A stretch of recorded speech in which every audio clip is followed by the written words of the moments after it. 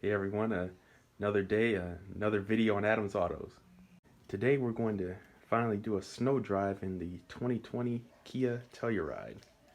Now this vehicle, we've had it for a little over a year and some change now. Had it since January 2019, and it did great in the snow actually. It has plenty of traction. It drives good in good and bad weather. You got plenty of room inside. A very smooth powertrain, 3.8 liter V6 with 291 horsepower, 8-speed automatic, all-wheel drive. So I have very few complaints about the vehicle. Be fun to see the twin turbo V6 from the Stinger in it eventually, perhaps. But otherwise, it's a nice SUV. I think you should check one out. Remember to like, comment, subscribe. Let me know what your thoughts are, and if you have any other comments or thoughts about the vehicle in the comment section. So enjoy, guys, and take care out there. Stay safe.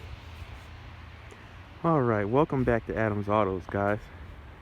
Today we're going to do something real quick I've been wanting to do for a while. We're going to do a snow drive.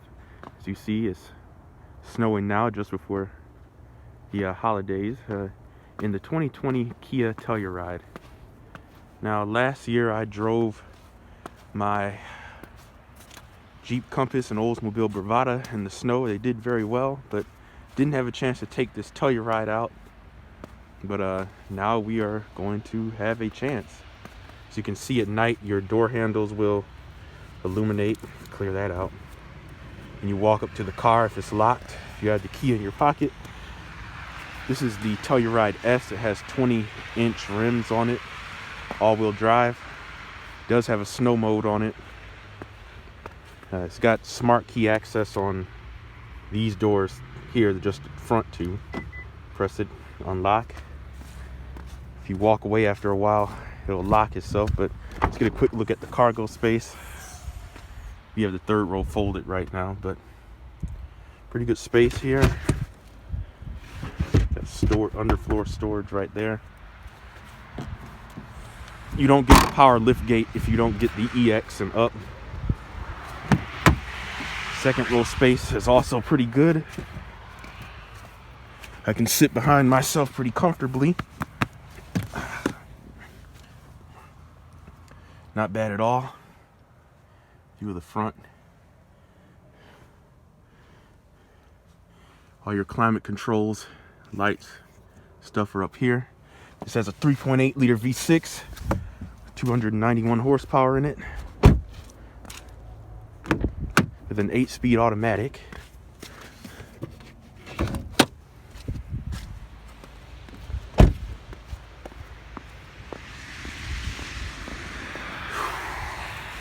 Hood releases right here. Sorry for the lighting, but it's got a cover over it anyway, so kind of hard to see. Everything is nice and tidy under here though. Great powertrain. We've taken it on road trips. I've gotten over 30 miles per gallon in this. Very impressed. The SX trim will give you fog lights down here. This is for your radar cruise control.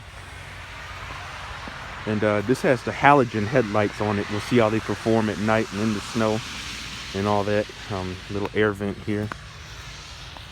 If you get the SX trim, you get the HIDs. So nice LED interior lighting.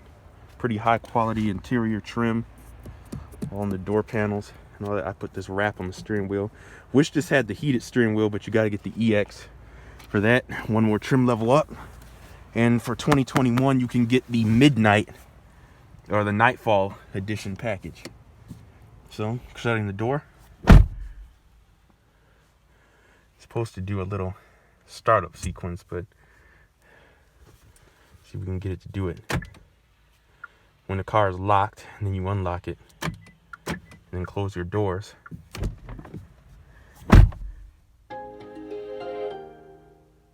I like that. Push to start, foot on the brakes, you know what the deal is.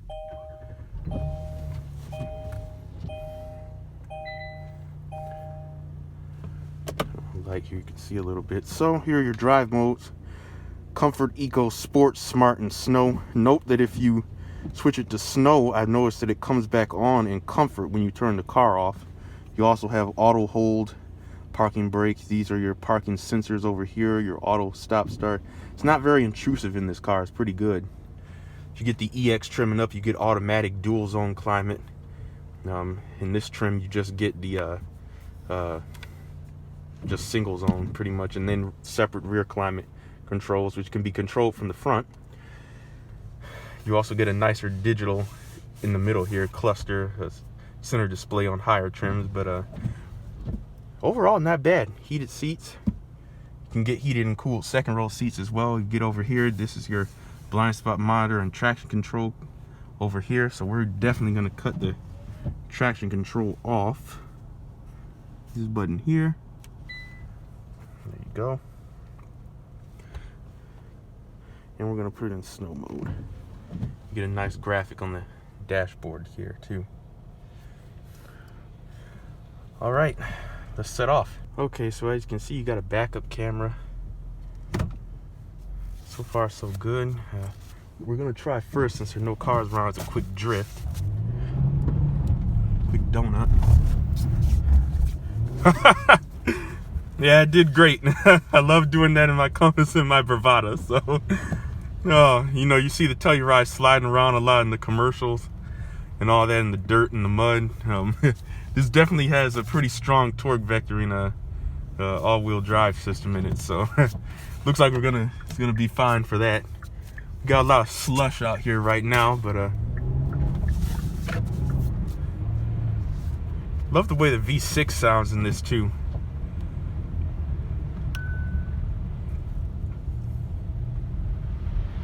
So it's not letting me set the cruise control. I noticed that when the weather is bad, it won't work. So perhaps because I'm in snow mode and also traction control off, is not working. But you can also shift your own gears over here. But we're gonna leave it in just automatic right now. So far, it's cutting through this slush out here really nice. Very smooth drive. Very quiet inside the Telluride. Never had any major issues out of it going down south on our trips or anything like that. Or so far, and you know, we got it in 2019, June 2019. So far, going into coming up on the end of 2020, no major issues at all. We'll test the brakes really quick up here, see what they're like this type of weather. My Jeep has really strong brakes.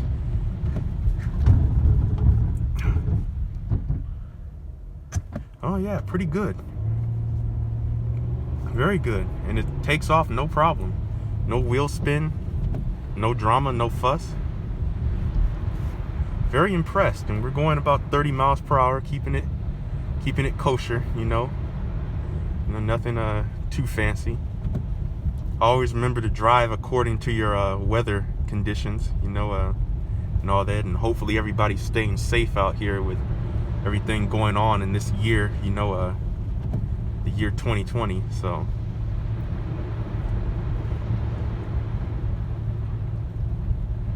not bad at all. I really am fond of this Telluride and the Hyundai Palisade. If you don't know, that's the same vehicle mechanically. Very smooth. It seems to handle well. Now, it was worth noting that if you put the car in eco mode, it appears as if it stays in front wheel drive as much as possible. But if you put it in snow mode, it's in all-wheel drive indefinitely. And also, another noteworthy thing is that you can lock your four-wheel drive right here, and that keeps them spinning at virtually the the same speed pretty much. Now, I wasn't really experiencing any type of drama or anything with the wheel spin or any of that before having the four-wheel drive lock. So I'm very impressed so far. I'm gonna take these turns nice and easy. We don't want to tail slide going around these other traffic around. And normally I would take the Telluride out on some back roads like I like to do with my Jeep and the Bravada and stuff, but unfortunately where I am now, back home with family for now, there are no back roads near here. So there will be no back road driving, just, you know, in the snow, in the slush like this. But so far, so good. No major complaints from me. I like the Telluride as a vehicle. It's proven to be a very capable snow vehicle. 4-wheel drive lock, traction control off. Heated seats feel nice and comfortable. It does have Android Auto, Apple CarPlay, yes. Very nice. I would love to see Kia put maybe a little bit extra power in these. I mean, wouldn't that be fun? The twin turbo from the Stinger and the Genesis G70. How about that, you know? We'll see what other updates they make to these as the years go by, but so far, no major complaints from me. I see they do offer a DVD player or a rear entertainment system for 2021. That was missing for 2020.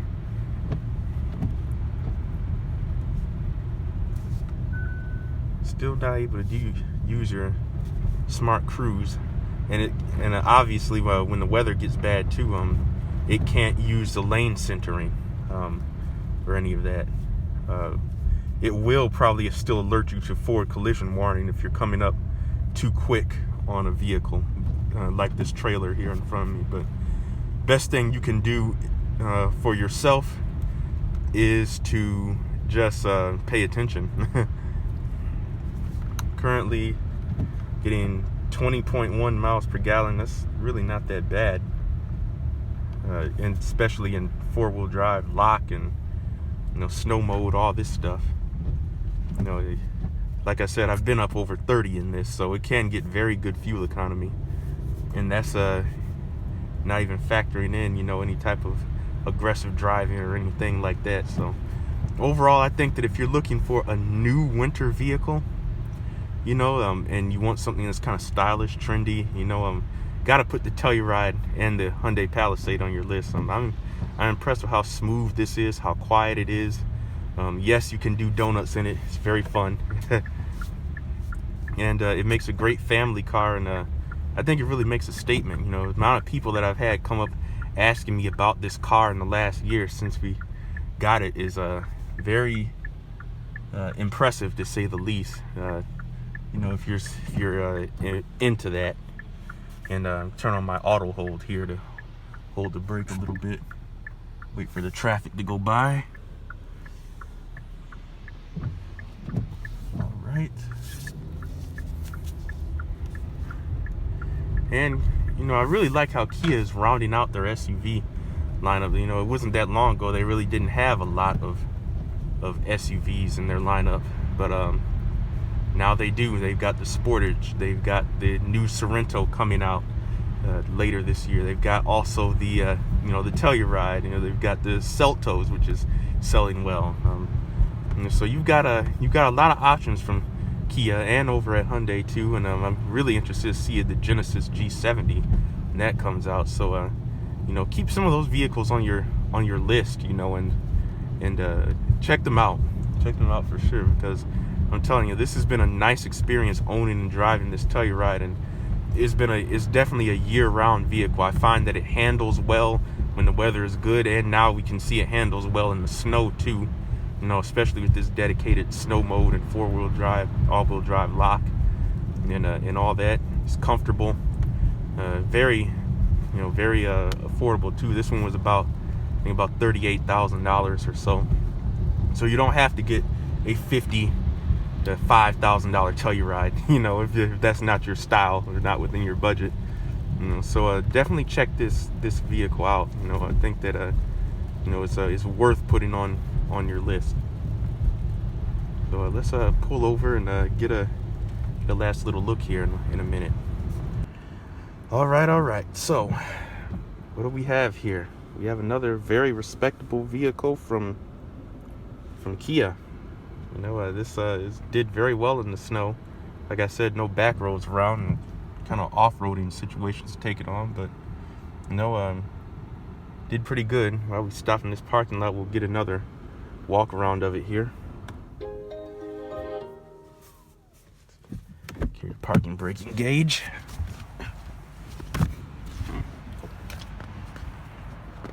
So like I said, if you're in the market for a pretty capable, good-looking, modern SUV like the Telluride or the Hyundai Palisade, its sibling vehicle, I say you ought to check these out. It did very well in the snow here, first snow of the season, and I really can appreciate what Kia is doing with their vehicles now, you know, and the way this thing drives. Very smooth, good all-around, good year-round vehicle, and I think you can have some fun in it and still haul the family around, get done what you need to. So let me know what other questions you have in the comments there. You know, what you think about some of the features on the inside, like the 8-inch touchscreen, and you know, you can get a 10-inch in the higher end models, by the way. And till next time, guys, thanks always for tuning in, and roll on. Drive safe out there and stay well.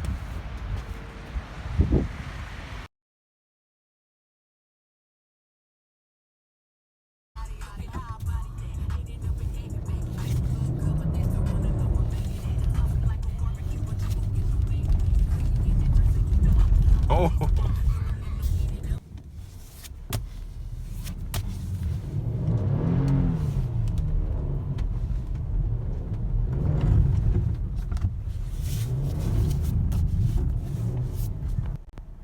All right, so I've noticed something. If you try to drift and turn hard at the same time, it kills power.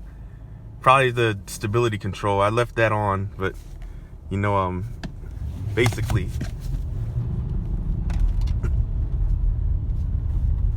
you can do donuts all day, but it, oh yeah. Okay, so it kills power, but it lets you slide the tail out. Oh yeah, that's pretty fun. That's always fun to do, man. Oh, yeah, there we go. There we go.